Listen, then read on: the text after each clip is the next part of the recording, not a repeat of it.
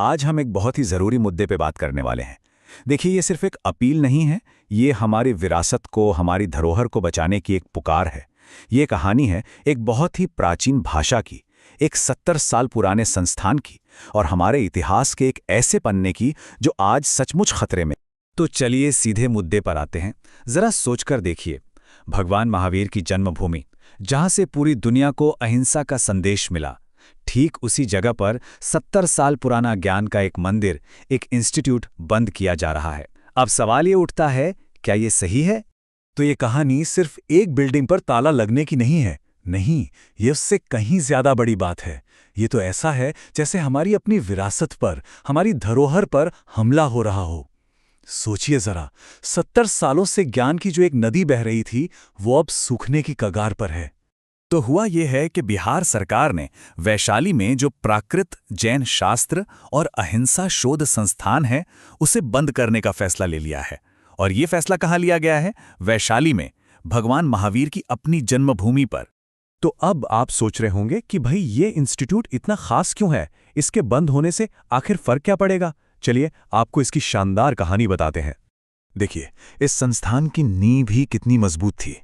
1950 के दशक में इसे बिहार सरकार और पूरे जैन समाज ने मिलकर खड़ा किया था। और पता है, 1956 में इसकी नींव का पत्थर किसने रखा था? भारत के पहले राष्ट्रपति डॉक्टर राजेंद्र प्रसाद ने। मतलब पिछले 70 सालों से ये जगह पूरी दुनिया के स्कॉलर्स के लिए, विद्वानों के लिए ज्ञान का एक बहुत बड़ा सेंटर रही है। और इसे बनाने के लिए उस जमाने के बड़े उद्योगपति साहू शांति प्रसाद जैन जी ने 6.25 लाख रुपीस दान दिए थे। जानते हैं आज के समय में ये रकम कितनी होती है? लगभग 90 करोड़ रुपए। जी हां, 90 करोड़। तो आप समझ सकते हैं कि ये सिर्फ एक इमारत नहीं थी, ये एक बहुत बड़ा सपना था। ये कोई मामूली इंस्टीट्यूट नहीं था, ये ज्ञान का एक मंदिर था सच में। आजाद भारत का पहला सरकारी रिसर्च इंस्टीट्यूट जो प्रकृत भाषा के लिए बना था। भारत ही नहीं, विदेशों से भी लोग, जैन हो या गैर जैन, सब यहाँ ज्ञान की तलाश में आते थे। डॉक्टर नेमीचंद शास्त्री जैसे बड़े बड़े विद्वान यहीं से निकले हैं। पूरा 13 एकड़ का कैंपस था, लाइब्रेरी, हॉस्टल, सारी सुविधाएं। तो सवाल उठता है कि भाई, इतना शानदार संस्थान आखिर बंद होने की नौबत तक पहुंचा कैसे? देखिए, कहानी उतनी सीधी नहीं है जितनी लगती है। इसे अचानक से बंद नहीं किया गया। ऐसा लगता है कि इसे पहले धीरे धीरे एक प्लान के तहत कमजोर किया गया और फिर बंद करने का ऐलान कर दिया गया।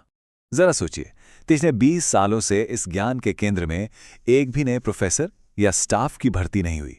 एक भी नहीं। ये तो वैसा ही हुआ जैसे आप किसी हरे भरे बाग को पानी देना ही बंद कर दें। जाहिर है वो सूख जाएगा।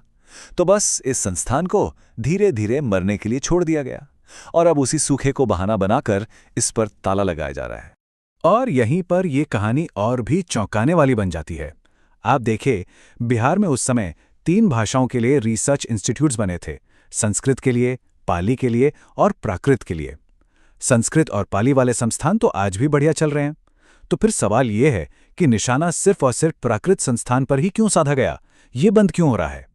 इस इंस्टीट्यूट की अहमियत को और गहराई से समझने के लिए हमें वैशाली के इतिहास को और आज के हालात को समझना होगा। वैशाली कोई ऐसी वैसी जगह नहीं है। ये दुनिया का पहला गणतंत्र है, फर्स्ट रिपब्लिक। यहीं से डेमोक्रेसी की शुरुआत हुई थी। ये महारानी त्रिशला जैसी महान आत्माओं की धरती है। यहाँ का तो कण कण इतिहास की गवाही देता है। हमारे राष्ट्रकवि रामधारी सिंह दिनकर जी ने वैशाली के लिए क्या खूब लिखा था। वैशाली, जिसे ढूंढता देश आज उस जनतंत्र की माता। और आज देखिए, उसी जनतंत्र की माता की एक अनमोल विरासत खतरे में पड़ गई है।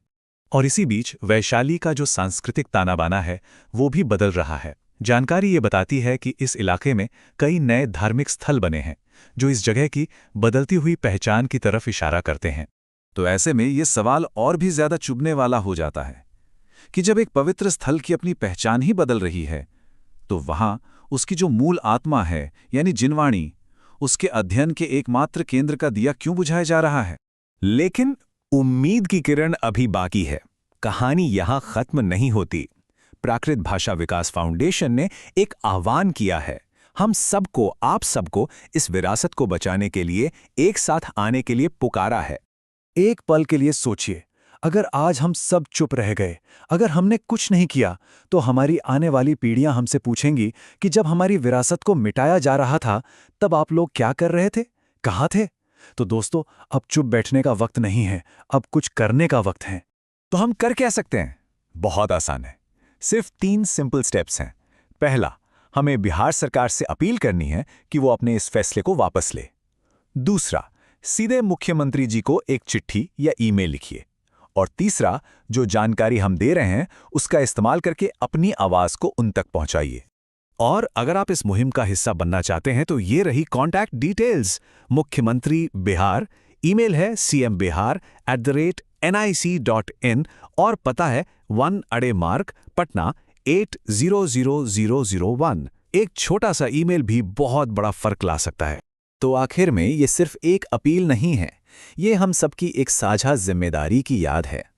प्राकृत भाषा विकास फाउंडेशन के अध्यक्ष प्रोफेसर ऋषभ चंद जैन फौजदार जी और महामंत्री डॉक्टर आशीष जैन आचार्य जी की तरफ से ये एक दिल से किया गया निवेदन है कि आइए अपनी इस मां जैसी संस्था को बचाने के लिए हम सब मिलकर आवाज उठाएं।